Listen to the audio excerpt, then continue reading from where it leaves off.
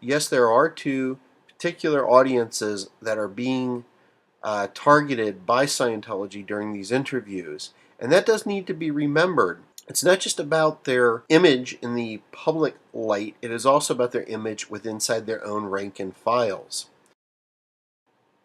To further prove that Tommy Davis is a propaganda minister for Scientology and not a spokesperson, it is important to understand the tools of propaganda that he uses. There are a number of types of propaganda that he employs. These are also listed on Wikipedia.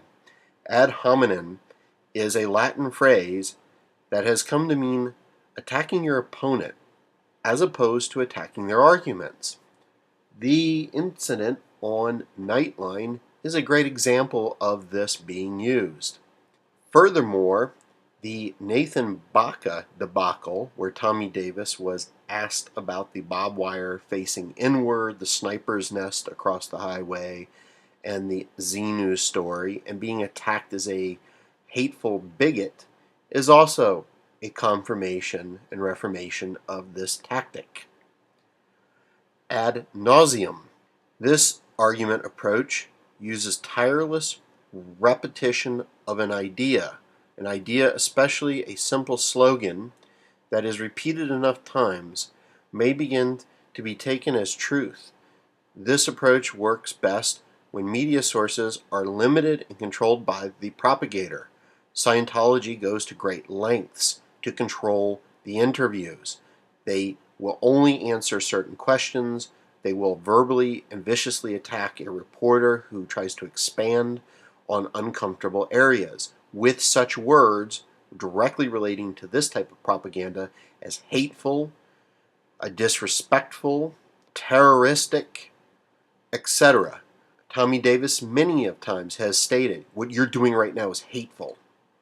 That is a hateful thing to say. That is disrespectful of my religious beliefs, without any clarification as to why. These words are used over and over by him. But this should be no surprise with people like Dan Mernon, who are also trained in propaganda.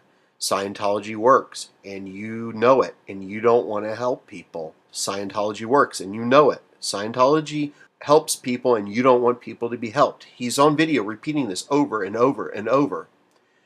The appeal to authority.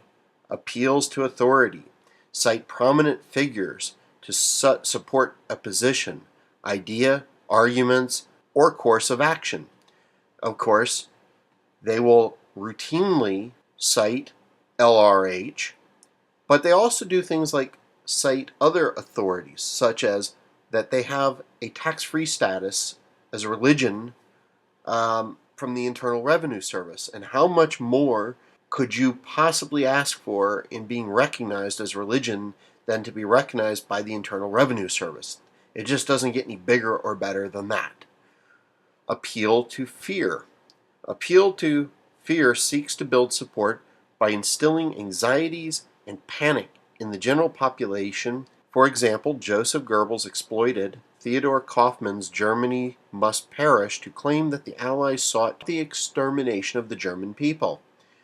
Tommy Davis has been quoted repeatedly talking about how Anonymous has made hundreds of death threats, bomb threats, attacked websites, committed terrorist attacks against Scientology, which, other than a few pranks, have unilaterally been dismissed by the Federal Bureau of Investigations. He continues to use this rhetoric to attempt to terrorize public opinion and to control the opinion of Scientologists. There's a great video of a woman outside of the DC org engaging with someone by the name of Annan Sparrow, and she has a newspaper article where she's talking about how someone's being tried for terrorism against the Church of Scientology, and that it's simply one case of hundreds, if not thousands. So it's used to control, the fear is used to control them. Bandwagon. The inevitable victory appeals attempt to persuade the target audience to join in and take the course of action that everyone else is taking. 8 million people and growing bigger every day, opening thousands of new orgs around the world. is a perfect example of this. Black and white fallacy, presenting only two choices, with the product or idea being propagated as the better choice. You are either with us or you are with the enemy. Hence, in this particular case, anyone who is not with Scientology and is critical of Scientology must be anonymous. They must be paid by Anonymous. I could go on almost indefinitely with the long list of propaganda listed on Wikipedia, such as the big lie, common man, demonizing the enemy.